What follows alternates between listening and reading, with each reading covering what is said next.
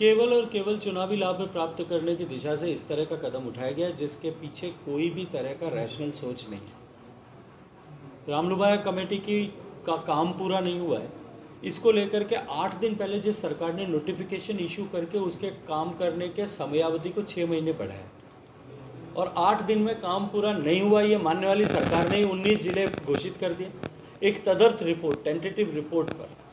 आप अगर इस तरह का निर्णय करते हो, बिना क्लैरिटी के साथ में करते हो, कौन जिला कहाँ में, कौन सी तहसीलें जाएंगी, उन लोगों के मन में क्या प्राथमिकताएं, इसको सोचे बिना करते हो, मुझे लगता है कि राजस्थान में जिलों के बीच में आपसी सौहार्द को बिगाड़ने की दिशा में ये काम किया है। सोच समझ कर के जिले बनाए जा सकते हैं, एडमिनिस्ट्रेटिव आवश्यकताओं को लेकर के बनाए जा सकते हैं, लोगों की सहूलियतों को देख करके भी बनाए जा सकते हैं। केवल और केवल राजनीतिक लाभ की दृष्टि से जब इस तरह के निर्णय किए जाते हैं, वो निर्णय कहीं न कहीं लाभ प्राप्त करने की कोशिश करने वालों पर भी बैकफायर करते हैं और जनता के मन में और संदेह पैदा करके दूरियों को बढ़ाने का काम करते हैं। लेकिन मुझे लगता है कि यदि शायद कोई, जिस किसी व्यक्ति ने भी आदरणीय गहलोत साहब को ये राय दी है, उसने गहलोत साहब को अगर ये राय दे दी होती कि मुख्यमंत्री बनने के लिए राजस्थान के 2 प्रदेश के टुकड़े करने, तो शायद मुझे लगता है कि वो अलग प्रदेश का टुकड़ा करने में भी इसमें कोई गुरेज नहीं करते, उसकी भी अनुशंसा करके भेज देते। कुर्सी पर चिपके रहने का मोह जो है,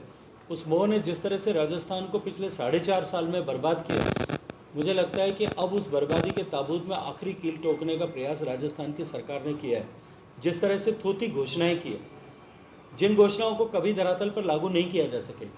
अब तक जितनी घोषणाएं की थी, जितनी योजनाएं बनी थी, उन योजनाओं के हकीकत हालात क्या हैं, यदि उनके बारे में मैं बयान करूंगा तो शायद आप कहेंगे कि ये आपने राजनीति से प्रेरित होकर के इस तरह का बयान दिया।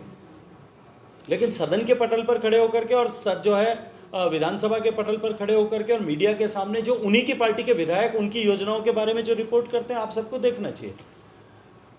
कि विधायक, अगर केवल विधायक कहते तो शायद लगता है कि विधायक का अपना कोई हद होगा। सरकार के मंत्री और मंत्रियों से आगे बढ़कर के मुख्यमंत्री के माननीय सलाहकार, जिनको डेजिग्नेटेड मिनिस्टर आपने कर रखा है, वो लोग किस तरह के भाषण और किस तरह के बात जो है विधानसभा के पटल पे कह रहे हैं,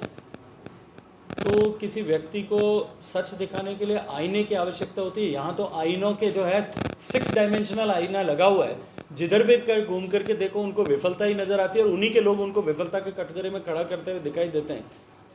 तो राजस्थान की जो जनता है, राजस्थान के मतदाता हैं, मुझे लगता है कि इन विषयों को बहुत अच्छी तरह से अब तो समझ ही गए।